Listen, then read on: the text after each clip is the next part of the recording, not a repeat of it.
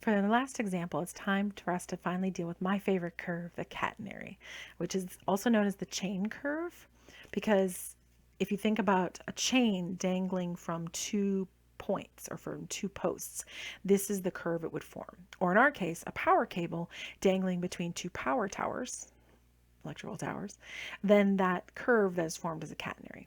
It's very important for physics, architecture, all sorts of stuff like that. As a matter of fact, you can see cable. Do you want to look at cable, railway cables, because those dangle in this catenary object, as well as the Sagrada Familia, famous church in Spain is famous for it, etc. All right, so now I have our picture right here, so you can see that catenary arch follows that picture between those 2 towers. And what we want to do is we want to find the height at its lowest point. Now we can tell what this is. I'm going to turn off the picture. We don't need to see it. It's right there, right? It's 22. However, how will we prove that? Well, we can tell that the lowest point, because it's a catenary and because it's symmetric, right? So because of symmetry, the lowest point will be at x equals 0.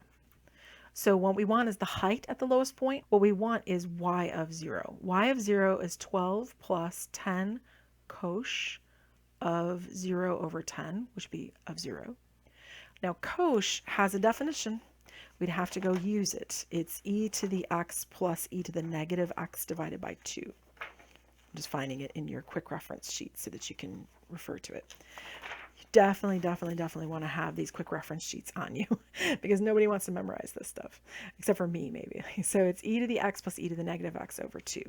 So this would be 12 plus 10 times e to the 0 plus e to the negative 0, which is 0, over 2.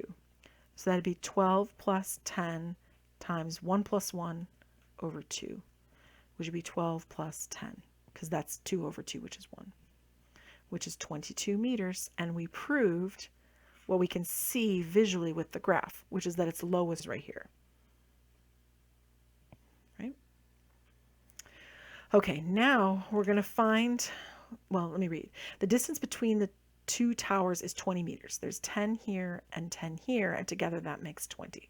Right? Notice that 0 is right there. So that's 10 and that's 10. And this is the x-axis down below. Find the slope of the catenary at the point where the cable meets the right-hand tower. All right, so a couple things. Slope. When I think slope, I'm thinking of the derivative, right? So the dy over dx would be the slope at any value.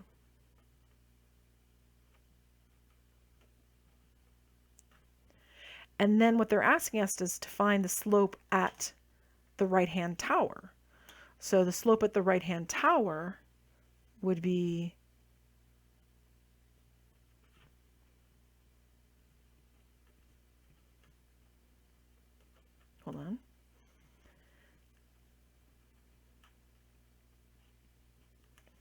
at x equals 10, because the right-hand tower is over here at 10.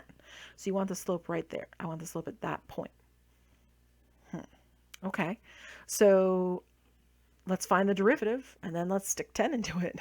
Shouldn't be too bad. All right, so step 1, let's find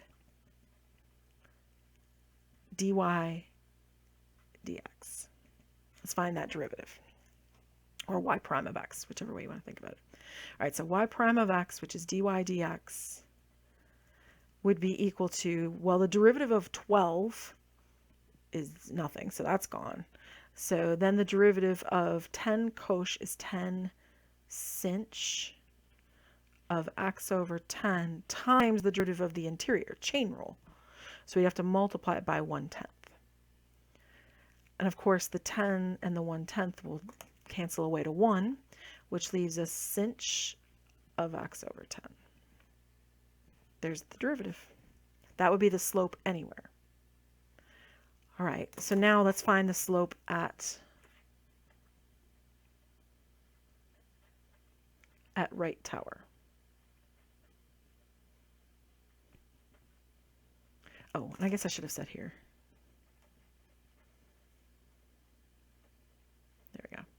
So that's the slope anywhere.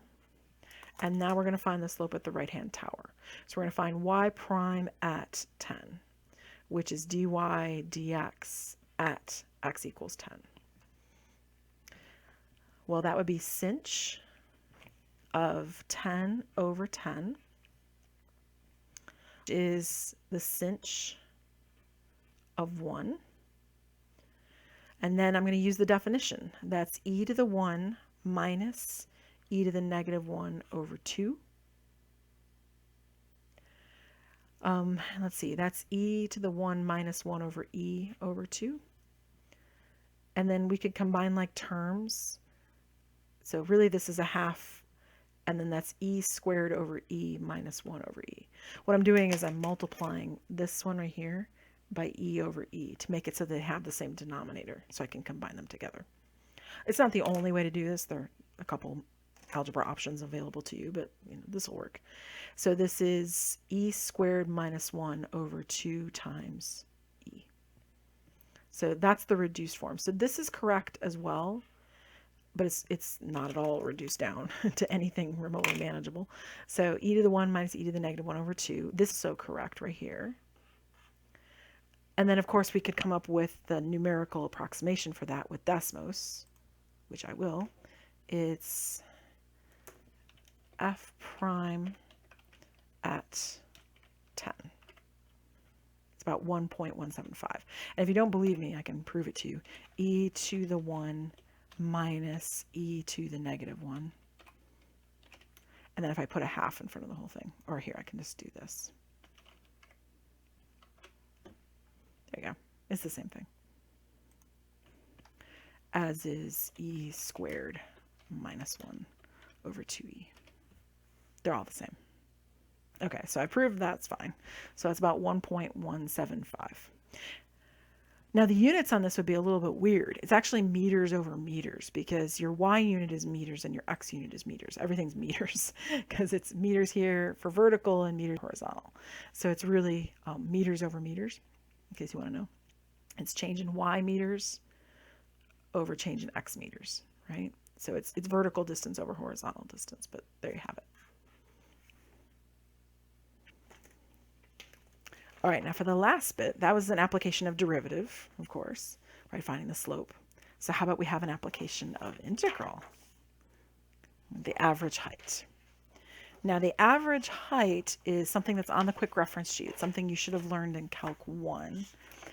Average is f bar, which is 1 over b minus a, integral a to bf of x dx. I think I also review this in 6.0, the kind of review section I put into chapter 6. Okay, so let's write that down.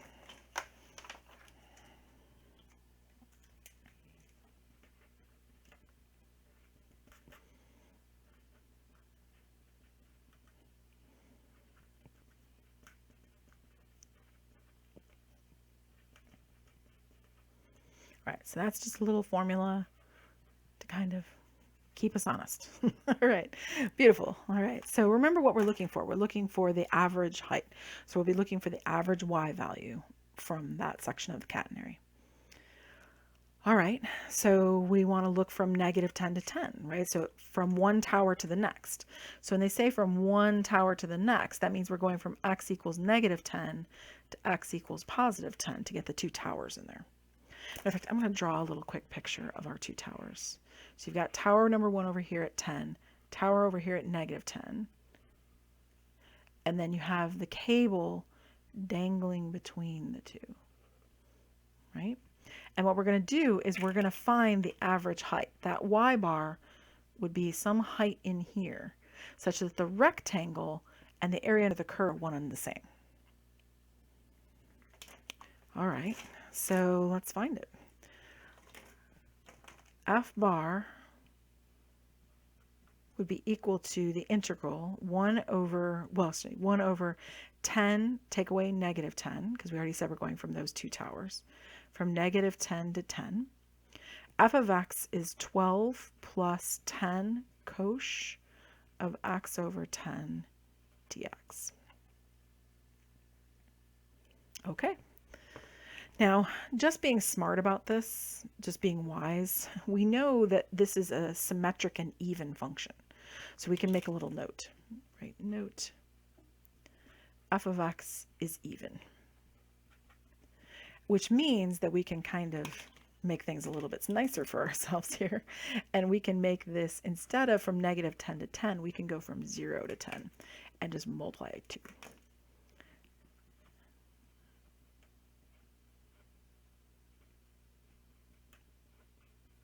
Now, technically that's not strictly required, but you might as well use it. It's going to make things easier on yourself, right?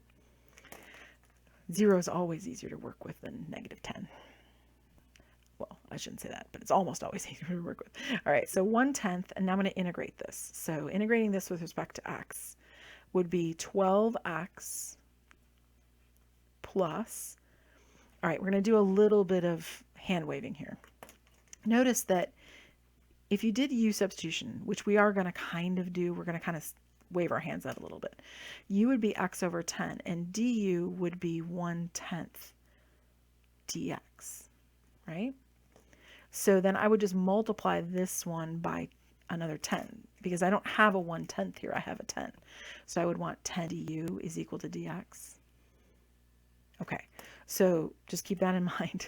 So we have a 10 here already. Then we're going to get another 10. And then we're going to take the integral of cosh is sinh of x over 10.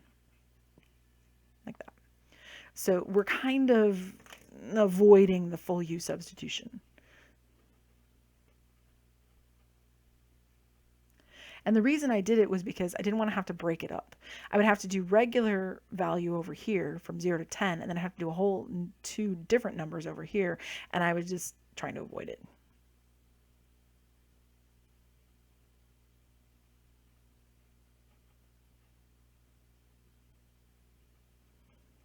Right, so we're just kind of avoiding all of that.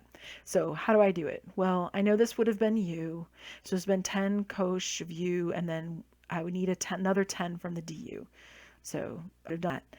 And then I'm just getting out of it, right? The integral of cosh is sinh, and there's the u, and there's the du, and it just kind of makes, or the 10 du, and it just makes it up. Okay. And again, if you want to show all that work, you're more than welcome to. All right, so then I want to go from 0 to 10, right? But not having to do u substitution. I didn't have to change my numbers for the back part, but not the first part. That was basically what I was getting out of. Okay, so this is 1/10 times, all right, now here's where the real work goes. 12 times 10, actually, for the sake of our own strength here, I'm actually going to make these numbers in pink. That way we can kind of see them getting substituted. So this was negative 10 to 10 here. This is 0 to 10 here, 0 to 10 here. So I'm going to put 10 here plus 100 sinh, and then it's 10 divided by 10. Right, all of that goes in. And then it's 12 times 0, which is 0, which we like, plus 100 sinh of 0, right? Because 0 over 10.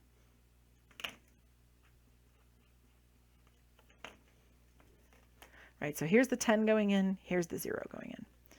Now, the beautiful thing is this is going to be 0, right? So the 12 times 0 is 0. No problem there. And actually, sinh of 0 is also 0, because sinh of 0 is e to the 0 minus e to the negative 0 over 2, which we've actually already seen. It's 1 minus 1 over 2, which is 0 over 2, which is 0. So this whole thing is also 0. So we usually put those up, sorry. So that's 0, done. Beautiful. So then all I have to do is find 100 times the sinh of e to the, or sinh of 1, let me put it that way. And then actually, well, we can kind of distribute the 10 in, right? The 1/10. 12 times 10 divided by 10 would be 12. 100 divided by 10 would be 10. This whole thing is 0, so that's irrelevant. And then I'm finding the sinh of 1. So that's 12 plus 10 e to the 1 minus e to the negative 1 over 2, which we did on the previous page. So this is 12 plus 10. This is e squared minus 1 over 2e. I'm just going to make a note. See work on previous page, because we've already done this.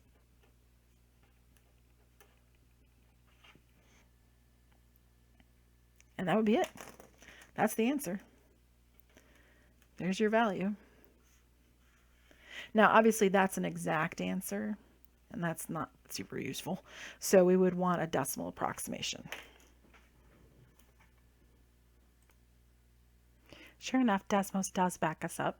There's the integral right there. I actually put in the original integral, so just in case I was wrong about the even thing, which I knew I wasn't, but there you have it. And it's equal to both of these values. So you can see that both of those values are correct. And what's more, it's valuable to remind ourselves of what we're finding.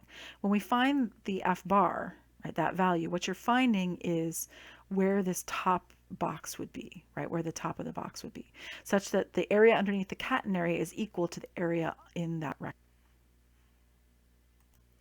So if we go back to the problem here, we can say that's 23.752 meters roughly, because it's a height.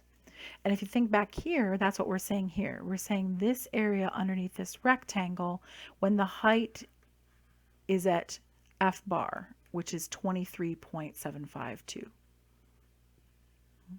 That area and the area underneath the catenary are one and the same.